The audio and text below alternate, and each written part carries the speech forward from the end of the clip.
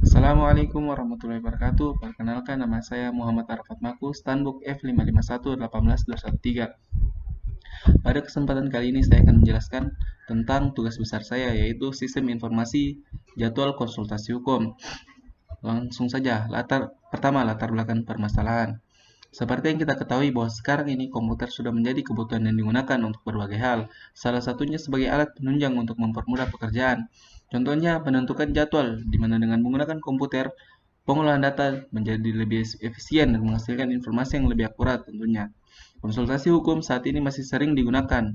Untuk melakukan sebuah konsultasi dengan konsultan hukum, kita harus mengatur jadwal konsultasi terlebih dahulu agar tidak terjadi tabrakan jadwal dan permasalahan lain. Oleh karena itu, saya membuat aplikasi ini yang diharapkan dapat berguna untuk mengatur jadwal konsultasi antara klien dan konsultan. Rumusan masalah berdasarkan latar belakang di atas dapat dirumuskan suatu permasalahan, yaitu menu atau fitur apa saja yang dibutuhkan pada aplikasi, sistem keamanan apa saja yang dibutuhkan aplikasi ini, bagaimana menciptakan sebuah sistem aplikasi yang memiliki user interface yang baik, dan yang terakhir, bagaimana data dari setiap proses penjadwalan dapat dikelola dengan baik. Tujuannya yang pertama yaitu menciptakan aplikasi yang terintegrasi dengan database, menciptakan aplikasi yang interaktif dengan pengguna, menciptakan aplikasi yang memiliki tampilan yang baik dan berdasar pada user interface. Keempat, menciptakan aplikasi yang memiliki sistem keamanan yang baik. Yang kelima, menyelesaikan tugas besar dari mata kuliah sistem informasi. Manfaatnya yaitu mempermudah proses pengolahan data, membantu proses penjadwalan konsultasi, membantu mempercepat proses transaksi, pelanggan mendapat bukti pembelian atau nota pembayaran. Kelima, meningkatkan keamanan sistem. Dan keenam, sebagai syarat mendapatkan nilai mata kuliah sistem informasi. Kemudian, metode pengembangan yang saya gunakan yaitu metode waterfall dan juga ragam sistem informasi yang saya gunakan yaitu sistem pemrosesan transaksi.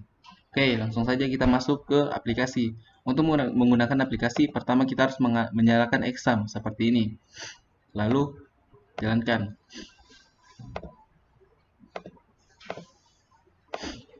Berikut adalah tampilan dari form login. Di form login ini, kita dapat masuk ke form bantuan dengan cara mengklik help yang ada di atas. Di form bantuan, kita dapat melihat apa saja yang ada di form registrasi dan manajer. Di form registrasi itu ada beberapa button, yaitu cetak, bayar, tambah, simpan, ubah, hapus, dan keluar. Yang fungsi dari setiap button ini akan muncul di bagian sini. Begitu juga dengan form manager. Oke. Untuk jenis akun yang saya gunakan yaitu ada dua yang dapat menggunakan aplikasi ini, yaitu admin dan juga manager. Saya admin karena saya sudah menemukan tadi admin, username-nya admin dan juga passwordnya 12345. Untuk melihat paspor kita tinggal mengklik show paspor ini dan login. Nah, ini adalah form registrasi. Di sini kita dapat menambahkan data dari klien dan juga menentukan jadwal. Yang pertama misalnya namanya saya masukkan Maku.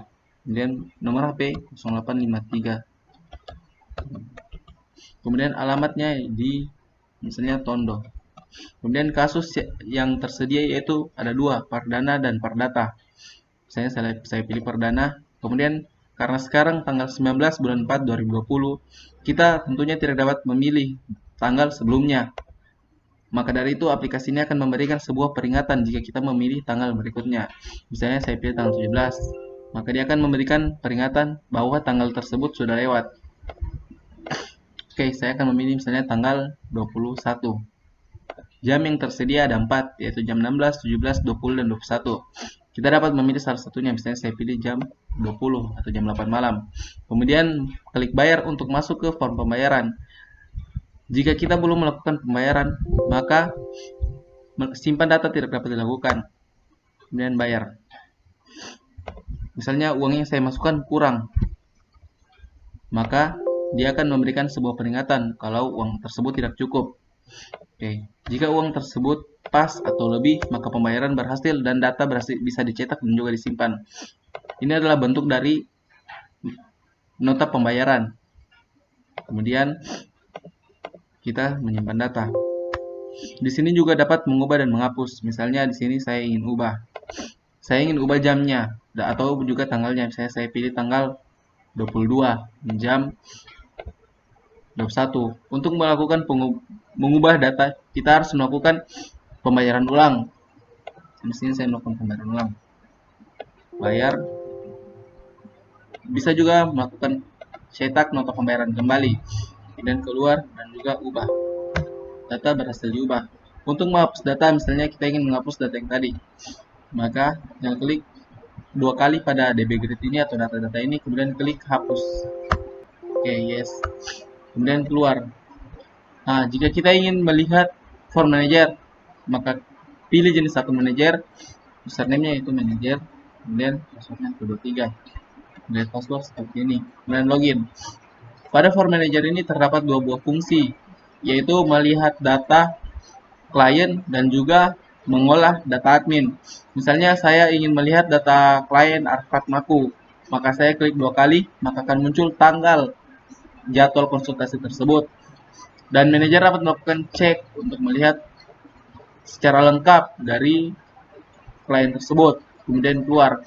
Jika manajer ingin mencetak data dari data klien, klik cetak. Begini tampilan dari laporan data klien. Kemudian jika manajer ingin mengolah akun, misalnya saya ingin melakukan tambah akun, yaitu pada akun admin 2, dan juga passwordnya 123, simpan, maka admin 2 itu dapat digunakan. Lalu misalnya saya ingin menambahkan menghapus data admin 1 ini, atau mengubah, misalnya saya ubah passwordnya 6, data dapat berubah. Kemudian saya ingin menghapus admin 2 tadi, dapat dihapus. Misalnya kita coba admin tadi ini dengan menggunakan password yang baru.